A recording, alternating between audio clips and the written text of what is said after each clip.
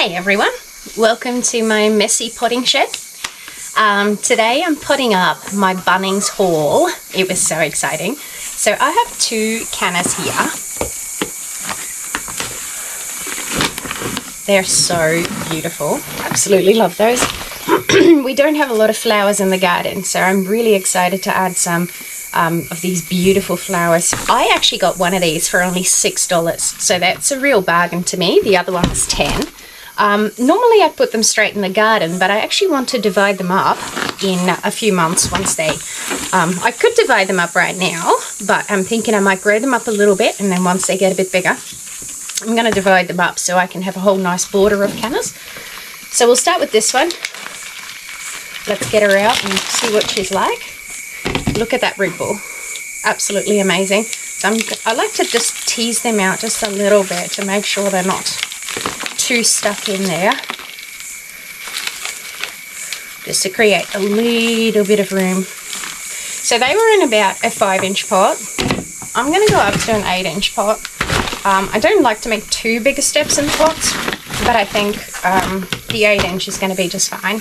I've lost my shovel, so I'm just using this little pot here. It'll function just fine. So I'm going to pop some soil in the bottom, just to make sure that she's level with the top. Use a tiny bit more. Pop some around the sides. I'm really looking forward to seeing these guys grow. I always used to have cannas at our last property.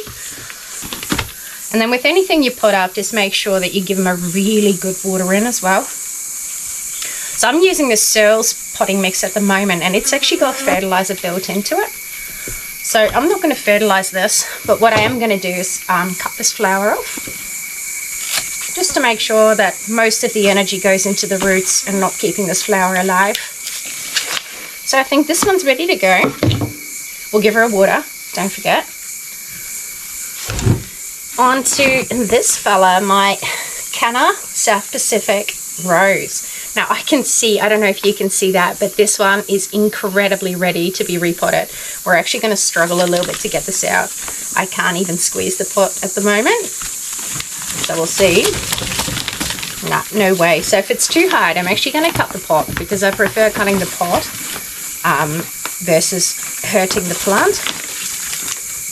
No way. So we're going to cut the pot.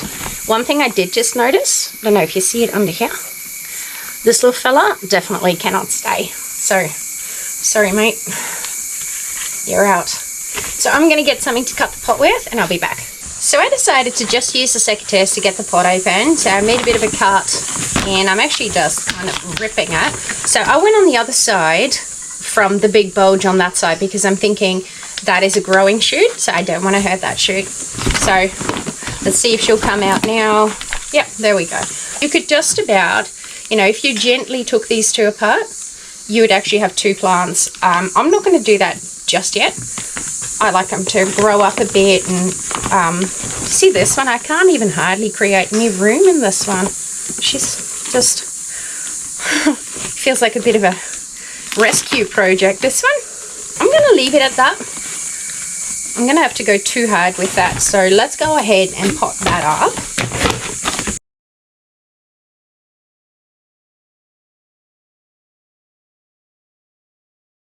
See, this one won't actually have a whole lot of room in this pot, but I prefer using pots that are only slightly bigger, so you get that really nice strong root ball. Sometimes when you use a big pot, you just get this really spread out root ball, and the roots are weak. I like plants with a really strong root ball. Not that Canna's too fussy, to be honest, because they're like a rhizome plant. They're pretty tough. You can... they can handle a lot. So same with this one. She's got a flower spike over here. So I'm not just going to take it back to that first leaf. I'm actually going to go down to this leaf over here. Alright. Well, she's good to go as well. So I'm going to give both of these a really good water now. See you next time.